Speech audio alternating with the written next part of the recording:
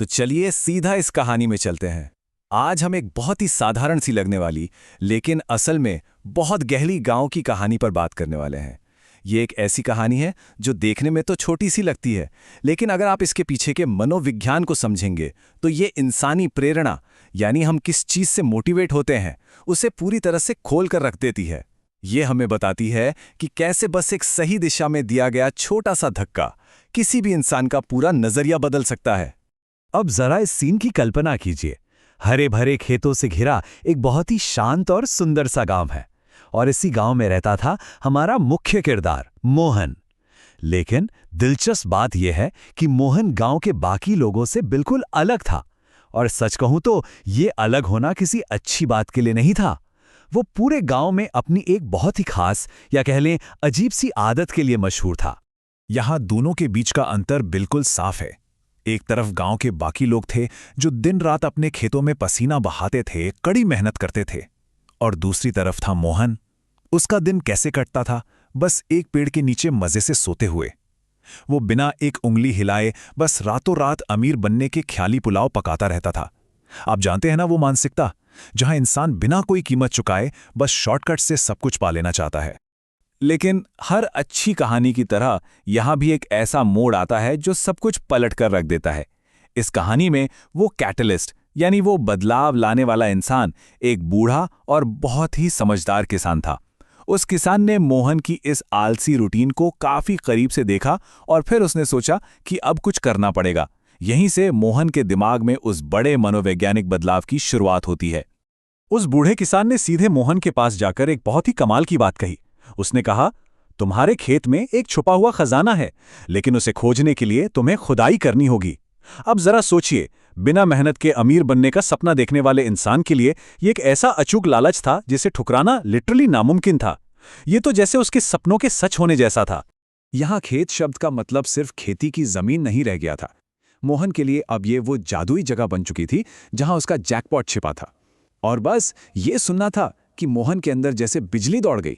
वो खुशी से पागल होते हुए सीधा अपने उसी खेत की तरफ भाग खड़ा हुआ। खजाने की बात सुनते ही मोहन का जो रिएक्शन था वो देखने लायक था। उसके अंदर अचानक से गजब की एनर्जी आ गई थी। वो भागकर खेत में पहुंचा और जमीन का कोना कोना, हर एक इंच उसने बेतहाशा खोदना शुरू कर दिया। उसे पूरी उम्मीद थी कि बस फावड़ा चला और नीचे से सोने के सिक्के निकल आएंगे। कमाल की बात देखिए, ये जी तोड़ मेहनत वो सिर्फ एक इल्यूजन, एक भ्रम के पीछे कर रहा था। पर जैसा कि अक्सर होता है, जब सच्चाई और भ्रम की टक्कर होती है तो हाथ सिर्फ निराशा ही लगती है। दिन बीतते गए, उसने पूरा का पूरा खेत खोद डाला, मिट्टी पलट दी, लेकिन उसे कुछ नहीं मिला। सोने का वो वादा पूरी तरह से खोखला निकला। अब तक मोहन की सारी एनर्जी खत्म हो चुकी थी। वो पसीने से लथपथ था, बुरी तरह से थक चुका था, और उस बूढ़े किसान पर अपना सारा गुस्सा निकालने के लिए बिल्कुल तैयार बैठा था। और अब आता है इस कहानी का मास्टर स्ट्रोक।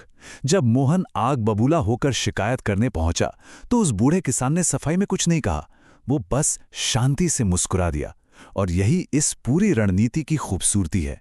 ये एक क्लासिक बेट एंड स्विच था, यानी पहले एक बड़ा लालच दिखाओ और फिर चुपचाप दिशा बदल दो।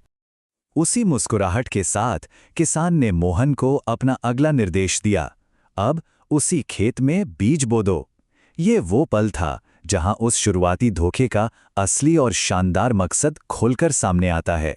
ये कोई मजाक नहीं था, ये एक बहुत ही गहराई से सोची गई योजना का अगला कदम था।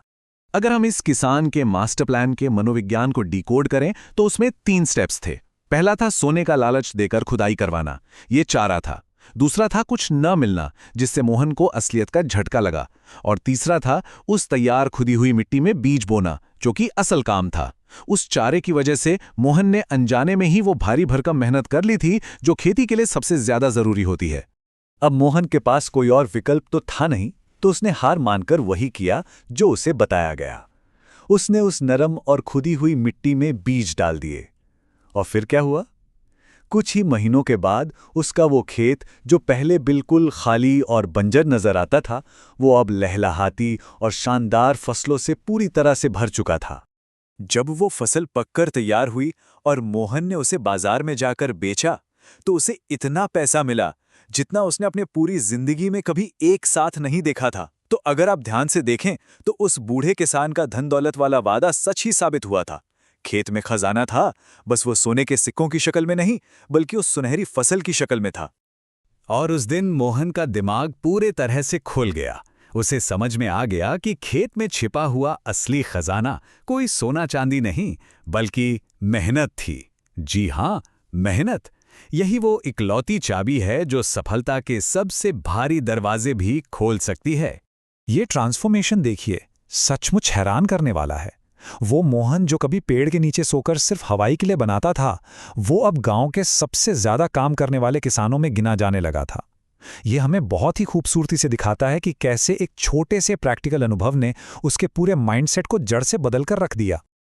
और इसी गहरे बदलाव ने उसे गांव में एक बिल्कुल नई पहचान दिला दी, मेहनती। ये कोई मामूली बात नहीं थी, ये मोहन के लिए समाज में एक नया मुकाम था। जो लोग पहले उसका मजाक उड़ाते थे, अब वो उसे एक आलसी लड़के की बजाय एक जुझारू और मेहनती इंसान के रूप में सम्मान देने लगे थे। तो इस पूरी कहानी का बॉटम लाइन क्या है? ये कहानी हमें सच्चे इनामों की अहमियत सिखाती है। ये बिल्कुल साफ कर देती है कि जिंदगी में असली और टिकने वाली सफलता केवल और केवल कड़ी मेहनत से ही मिलती है, किसी शॉर्टकट से नहीं, और सिर्फ कोरे सपने देखने से तो बिल्कुल भी नहीं। अब इस चर्चा को खत्म करते हुए एक बहुत ही गहरा सवाल जहन में आता है। जरा सोचिएगा इस बारे में, क्या इस दुनिया में बिना मेहनत के कभी भी किसी को भी असली सफलता या सच्चा इनाम मिल सकता है? ये सवाल इंसानी फितरत और मेहनत की उस कीमत पर सोचने को मजबूर करता है जिसे हम अपनी जिंदगी के हर हिस्से में लागू कर सकते हैं। खैर, उम्मीद है कि ये कहानी हम सभी को अपने अपने खेतों में डटकर मेहनत करने की प्रेरणा जरूर देगी।